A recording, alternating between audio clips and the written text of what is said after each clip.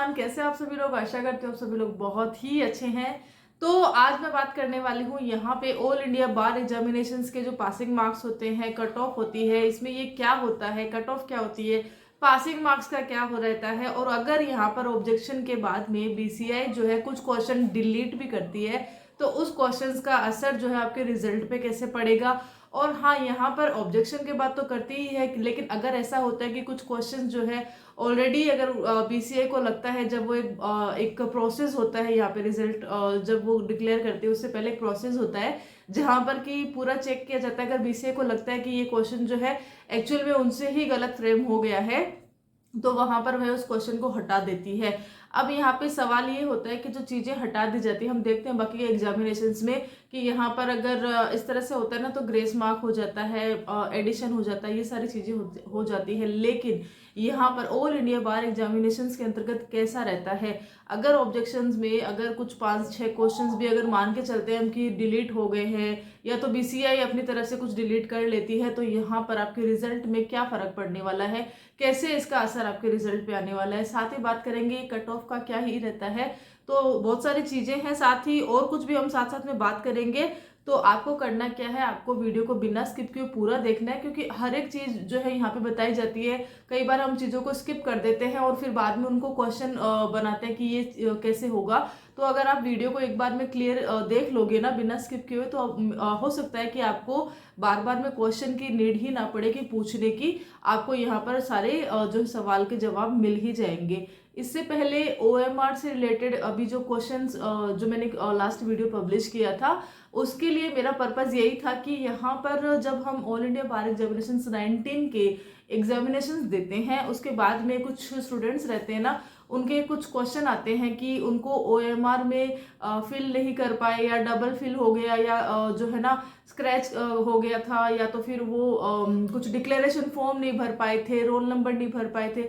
ऐसे काफी सारी सिचुएशन उनके सामने आ गई थी। अब वो क्या करे, अब उनको क्या करना चाहिए, रिजल्ट क्या रहेगा, क्या स्टेटस रहेगा, उसके रिगार्डिंग वह ओएमआर वाला वीडियो जो मेरा लास्ट पब्लिश वीडियो है उसमें मैंने बताने की कोशिश करी है। फिर भी अगर आपको लगता है कि हो सकता है मुझसे कहीं कुछ दिक्कत हुई है तो आप मुझे कमेंट करके पूछ सकते हैं, मैं आपका वहीं पर आपको रिप्लाई फिर से करूंगी।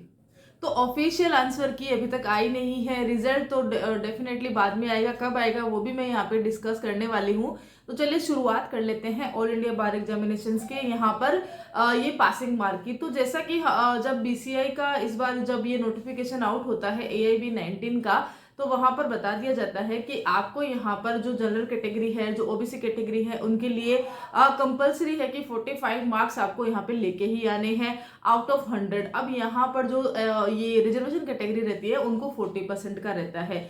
इससे पहले जब AIBE 18 में भी यही पैटर्न हुआ करता था, वहीं से ये स्टार्ट होता है। लेकिन इससे पहले अगर हम बाकी की जब बात करते हैं तो यहाँ पर 35% रहता था रिजर्वेशन के लिए और 40% रहता था जनरल कैटेगरी और ओबीसी कैटेगरी के लिए।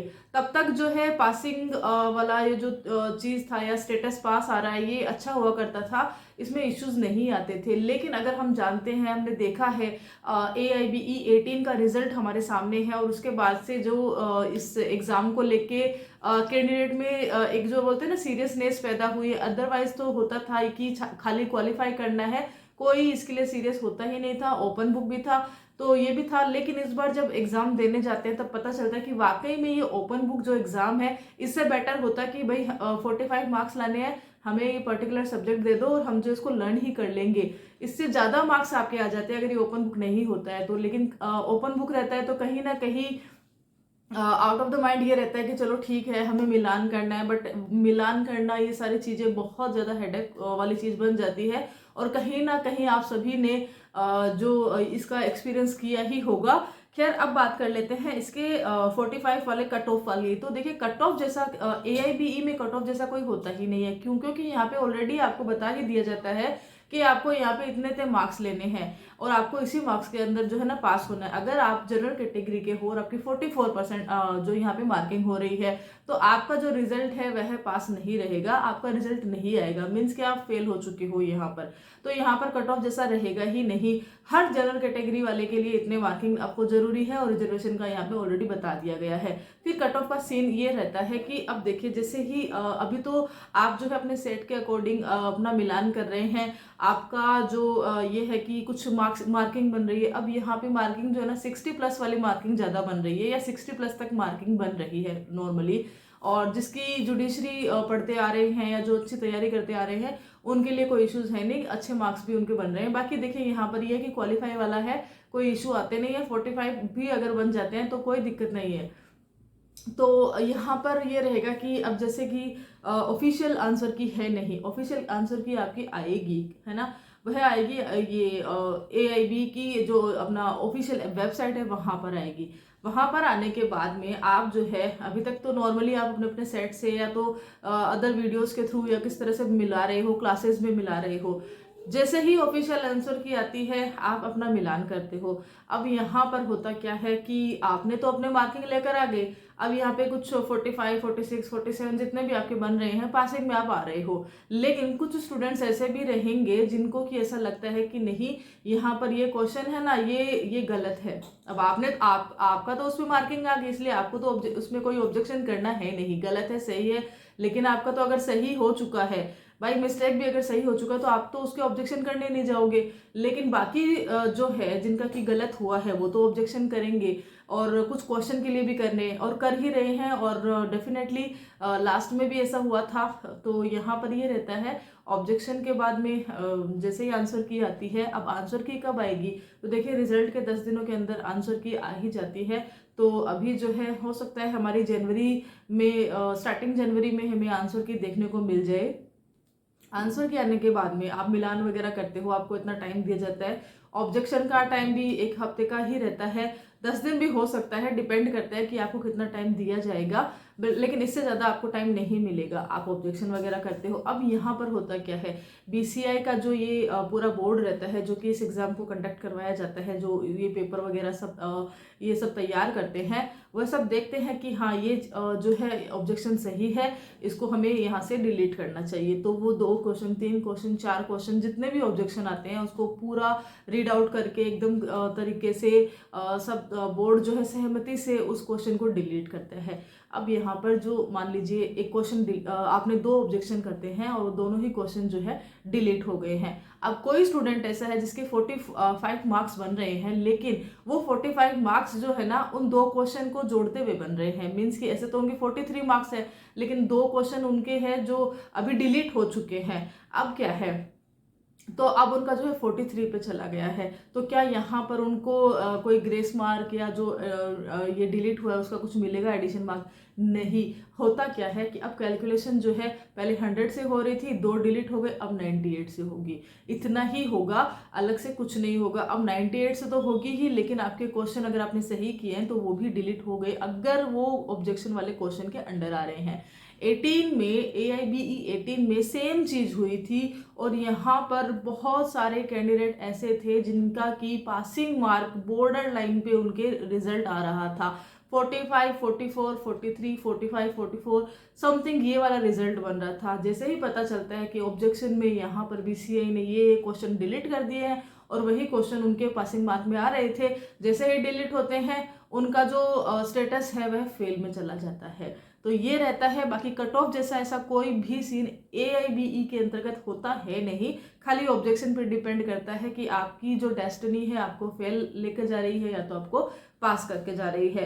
अब यहाँ पर हम जो है ना लास्ट में ये भी बात करेंगे कि जो ये अपना इस बार जो पैटर्न चेंज हुआ था, सुप्रीम कोर्ट ऑफ इंडिया ने फाइनल ईयर स्टूडेंट्स को यहाँ पे अलाउ किया था, उनको क्या करना है ये सारा भी हम यहाँ पे बात करेंगे कि अभी उनका भी अगर वो पास हो जाते हैं, हम देखते हैं कि वो अगर पास हो गए हैं लेकिन उनके पास एनरोलमेंट नहीं है, तो अब वो क्या कर सकते हैं, वो ऐसा कौन सी चीज़ है जो अगर वो नहीं करते हैं तो उनको वापस से ऑल इंडिया बार एग्जामिनेशंस को देना होगा। ये सारी चीज़ें रहेगी। इसके लिए जो है ना आप वीडियो में आगे तक बने रहिए। चलिए अब इस पर थोड़ी सी और हम डिटेल में बात कर लेते हैं। बाकी ये जो स्टूडेंट्स रहते हैं ना, इनको विद इन 6 मंथ जो है अपनी डिग्री यहाँ पर बीसीआई को सबमिट करवानी होगी। वो डिग्री सबमिट लोग जो डिग्री होती है वो सबमिट करने के बाद ही, क्योंकि देखिए अभी तक तो एनरोलमेंट वाला सीन था ना कि भाई जिसका एनरोलमेंट है, जिसका रजिस्ट्रेशन है, वही लोग जो है एआईबी दे सकते हैं। लेकिन अब जो है एनरोलमेंट से हटकर आपको जो है ना डिग्री वाला ये सीन कर दिया है। अब इसमें पूरे डिटेल वीडियो जो रहेगा ना वह नेक्स्ट वीडियो रहेगा, जिसमें कि आप क्लियरली समझ जाओगे कि कौन सी कैटेगरी है, किसको यहाँ पर 6 महीने के अंतर्गत ये करना पड़ेगा, और कौन है जो यहाँ पर अपने एनरोलमेंट के आधार पर एआईबी का जो एग्जामिनेशन देना है, किसको नहीं देना है। सारी डिटेल वाला वीडियो रहेगा ना, वो सेपरेट वीडियो बनाएंगे ताकि आपको जो समझने में आसानी रहेगी। इस वीडियो में खाली पासिंग मार्क और जो कट ऑफ का एक जो कंफ्यूजन जो बच्चों में रहता है ना कि किस तरह से रिजल्ट यहाँ पर आते हैं, उसके अकॉर्डिंगली हम यहाँ पे बात कर रहे हैं। तो मेनली यही है कि आपको ऑफिशियल आंसर की आने के बाद में ही आपका जो कट ऑफ का ये जो है ना ये डिसाइड होगा कि भाई कैसे आपका मार्किंग कैसे होगी। अभी तक तो 100 के जो आपका क्वेश्चन है उसी के अकॉर्डिंगली हो रही है, लेकिन बाद में जैसे मार्क जितने जितने डिलीट होंगे, जो बचे रिमेनिंग जो क्वेश्चंस रहते हैं ना उसके आधार पे जो नंबर ऑफ क्वेश्चन, तो उस नंबर के आधार पर आपको जो है यहाँ पे